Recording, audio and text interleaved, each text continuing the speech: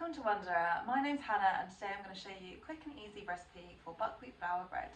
Here are the ingredients that you will need. Buckwheat flour is really good for you. It's naturally gluten-free, high in fibre, it has lots of antioxidants, it can improve your blood sugar levels, and it's a good source of minerals and nutrients, including magnesium, iron and rutin. Don't forget to preheat your oven between 180 and 200 degrees.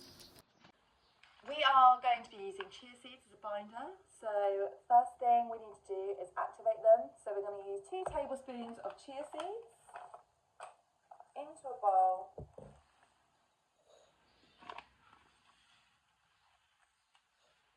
It's about 30 grams, 2 tablespoons, and we're just going to cover with fresh water.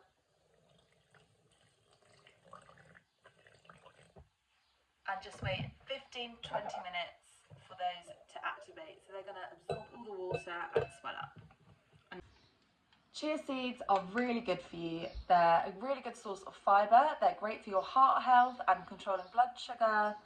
They are a great source of plant protein and they have lots of calcium in them. While we're waiting for our chia seeds to soak, we can go ahead and prep our tray for baking. So I'm just going to use a little splash of olive oil and then just using clean hands, just going to rub that all over the tray, up the sides, on the base, and just sprinkle a little bit of our buckwheat flour into the bowl, and we're just going to shake it around. Do this over something so we don't get flour everywhere.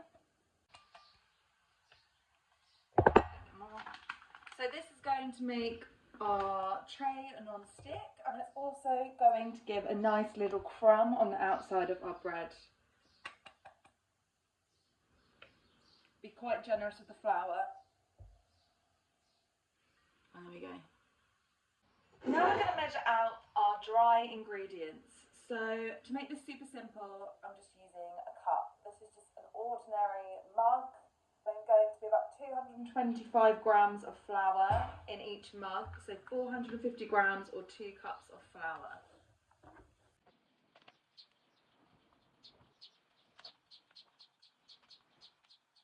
And we're going to go in with 4 tablespoons of corn flour. This is also gluten-free. And 1 tablespoon of bicarbonate of soda. And 1 heaped teaspoon of salt. I use this grey Celtic sea salt, it's got lots of minerals. And we're just going to mix all of our dry ingredients together. And our chia seeds are nearly ready. As you can see, they've become nice and gloopy. So we're going to add the rest of our wet ingredients to our chia seeds. So we're going to go in with 2 tablespoons of apple cider vinegar, 1 tablespoon of olive oil, and 1 tablespoon of honey. Now we're going to mix our wet ingredients and pour it into our dry. We're just going to give that a little stir before we add the water. And now you're going to go in slowly with 300 ml of water. So just carefully pour it in, and we're going to keep stirring as we go. So we're going to end up with quite a wet dough, but this is what we're looking for. Because we want a nice moist loaf. And try not to overwork it. This is gluten-free, so we don't need to work the gluten like you would in normal bread. We're just going to carefully pour our mixture into the... And I'm just going to take my teaspoon, dip it in some water and just smooth out the top. This just makes it nice and even, and it will give a much smoother finish on top. This is optional, I'm just going to sprinkle some of my salt on top. We're ready to go in the oven. Bake in a preheated oven for 40 to 45 minutes. You'll know it's ready when it's not gooey inside. You can use a kebab stick or knife to check. Now that our buckwheat bread is cooked, I'm just going to turn it out onto a wooden board. I'm just going to tip it into my hand and then back onto the board.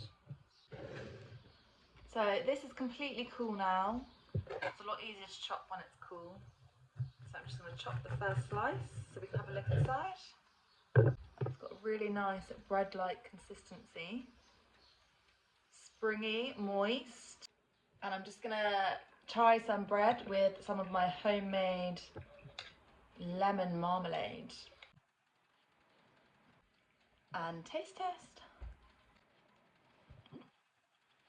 It's a soft, springy texture. It's got a slight aftertaste to it, but that's the nuttiness of the buckwheat. I'm really pleased with that. Really yummy and a great gluten-free alternative to bread. Delish. Would also be great toasted. I'm gonna chop it up into slices and keep it in the freezer so that it lasts longer.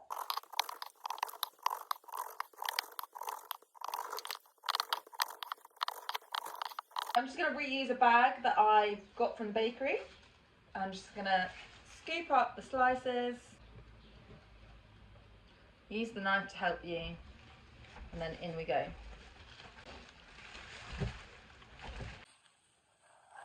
So you keep this in your